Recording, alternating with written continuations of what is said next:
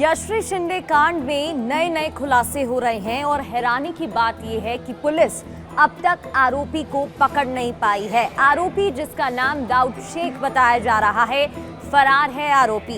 इस पूरे मामले में नई नई परतें खुलती जा रही हैं और जैसे खुलासे सामने आ रहे हैं, पुलिस हैरान है कि कोई इतना बेरहम कैसे हो सकता है।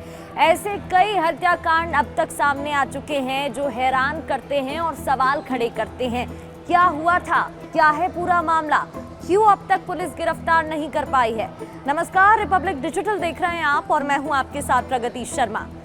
दरअसल मुंबई से एक हैरान करने वाला मामला सामने आता है, जहां दाऊद शेख नाम के एक युवक ने बहुत बेरहमी से कई बार हमला, कई बार वार करते हुए यशश्री शिंदे नाम की 20 साल की एक लड़की को मौत के घाट उतार डाला। प्रेम प्रसंग का मामला भी हो सकता है, कुछ लोगों द्वारा ये कहा जा रहा है, लेकिन पुलिस अभी जांच कर रही है कि आखिर वजह क्या थी, मामला क्या है। बताया जा रहा है कि दाऊद ने यशश्री को मिलने के लिए बुलाया। ये लड़की आरोपी से मिलने जाती है, जिसके बाद आरोपी कई बार वार करता है और उसको मौत के घाट उतार देता है। यशश्री की बॉडी पर कई बार के निशान मिल चुके हैं। उसके प्राइवेट पार्ट पर भी कई बार हमला किया गया था। उसके मुंह को कुचल दिया गया था, एक बार नहीं कई बार, जिसके बाद उसके बॉडी के आइडेंटिफिकेशन में भी दिक्कत हुई थी। रिश्तेदारों को हमने वचन दिया है, बहुत ही जल्दी जो भी आरोपी हो, फिर वो मोहम्मद दाऊद शेख हो, उनके सहयोगी हो,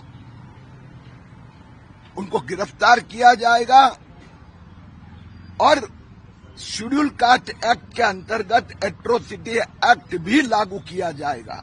पुलिस ने यशश्री के घर वालों को इन्फॉर्म किया, जिसके बाद घर वाले पहुंचे और बॉडी की शिनाख्त की गई। दरअसल उसके पेरेंट्स ने ये रिपोर्ट दर्ज कराई थी कि उनकी बेटी 2 दिनों से लापता है, उसकी कोई खबर नहीं है, जिसके बाद पुलिस ने रिपोर्ट दर्ज की और तहकीकात की। एक बॉडी बरामद की गई थी और ये बॉडी झाड़ियों में मिली थी। लोगों ने बताया कि कुत्ते झाड़ियों में बार बार जा रहे हैं, आ रहे हैं, जिसके बाद शक पैदा हुआ।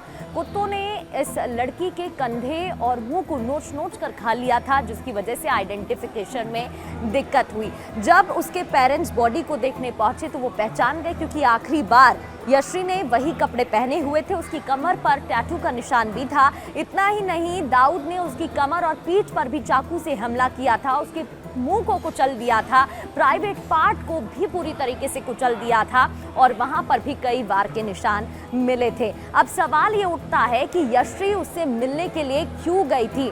दरअसल बताया जा रहा है कि 1 साल पहले ये युवक यशश्री के पीछे पड़ा हुआ था, कई सालों से उसके पीछे पड़ा हुआ था। जिसके बाद यशश्री के माता पिता ने पुलिस से शिकायत की और शिकायत मिलने के बाद पुलिस ने हिरासत में ले लिया था, युवक को उसे गिरफ्तार कर लिया था और करीब 1 साल तक वो जेल में भी रहा था।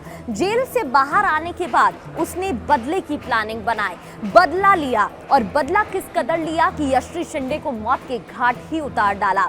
उसने मिलने के लिए बुलाया यशश्री को, यशश्री उसके बहकावे में आती है, उससे मिलने चली जाती है और उसके बाद क्या होता है ये सबको पता है। ये पहला मामला नहीं है। आपको श्रद्धा हत्याकांड केस याद होगा, जहां पर श्रद्धा के 35 टुकड़े बॉडी के कर दिए गए थे और उसको मौत के घाट उतार दिया था। आफ्ताब, जो कि उसका बॉयफ्रेंड बताया जा रहा था, उसी ने इस हत्या की वारदात को अंजाम दिया था।